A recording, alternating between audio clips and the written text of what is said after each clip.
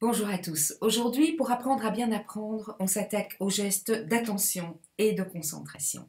Vous êtes prêts? J'ai votre attention? Restez concentrés, on y va, c'est parti.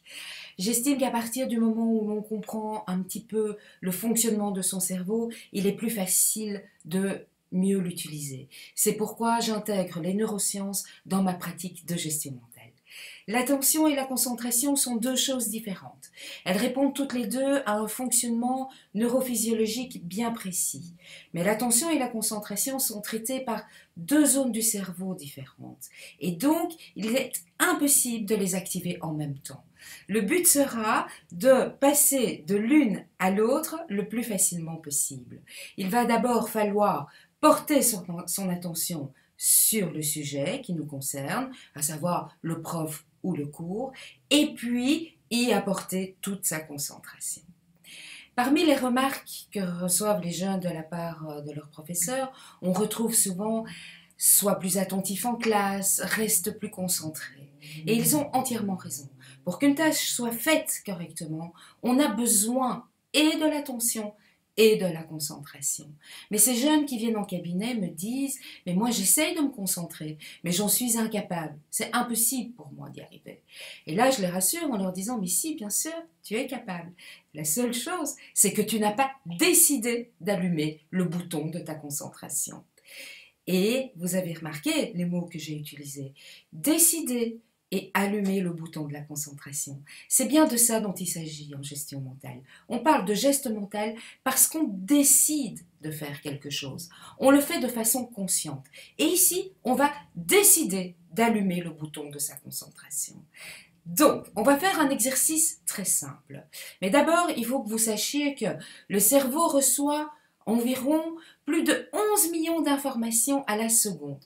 Une chance, il ne nous donne accès qu'à une cinquantaine d'informations. Bon, c'est déjà énorme, mais en une seconde, voilà, on a de quoi se disperser. Le but ici sera de prendre conscience que nous sommes les capitaines de nos cerveaux. Donc, nous devons être de bons chefs de nos cerveaux. Nos cerveaux sont c'est un organe fabuleux, mais il va pas faire ce qu'il veut. C'est vous qui allez décider de là où il doit effectivement agir. Donc, choisissez un sujet sur lequel vous allez devoir vous concentrer 3 minutes. Ça peut être le dernier livre que vous avez lu, le dernier film que vous avez lu, ça peut être n'importe quoi, mais pendant 3 minutes, il va falloir que, effectivement, votre attention ne soit portée que sur ce sujet-là et que vous ameniez la totalité de votre capital de concentration, donc votre paquet plein de 100% sur le sujet que vous avez choisi. Parce que, imaginons, et en général en classe, c'est ce qui se passe, on a un paquet donc de 100% d'attention et de concentration. Si on met un petit peu de ce paquet sur le prof, un petit peu de ce paquet dans ses pensées, et encore un petit peu de ce paquet sur ses potes, il est clair qu'on rentre dans ce qu'on appelle l'attention divisée. Nos cerveaux ne sont pas programmés pour faire plusieurs tâches à la fois, pour qu'elles soient bien faites. Ils ne sont programmés que pour faire une seule tâche à la fois. Donc, il est important de décider de porter son attention sur un seul sujet. En classe, il est préférable que ce soit le professeur, et à la maison, il est clair que ça va être son cours pour ces jeunes. Donc, je porte mon attention sur ce sujet, et puis je vais y mettre toute ma concentration. C'est-à-dire que là, je vais vraiment me mobiliser et décider de ne pas aller ailleurs. Donc, on reprend l'exercice que je vous proposais. Maintenant que vous avez choisi le sujet sur lequel vous voulez vous concentrer, je vous propose de le faire.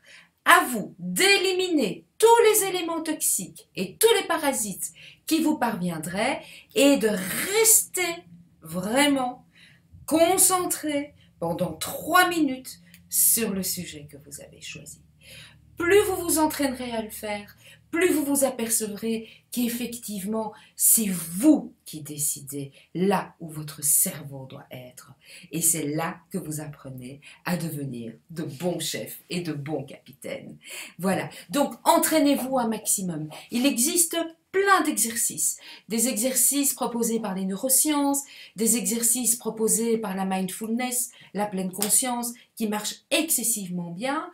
Si vous le souhaitez, abonnez-vous, laissez des commentaires, envoyez des messages sur YouTube ou sur le site et on vous fera parvenir une série de petits exercices complémentaires sur lesquels vous allez pouvoir vous entraîner le plus possible. Donc, je vous souhaite vraiment de devenir de bons capitaines et que vous soyez de super chefs de vos cerveaux. À très vite, bon entraînement!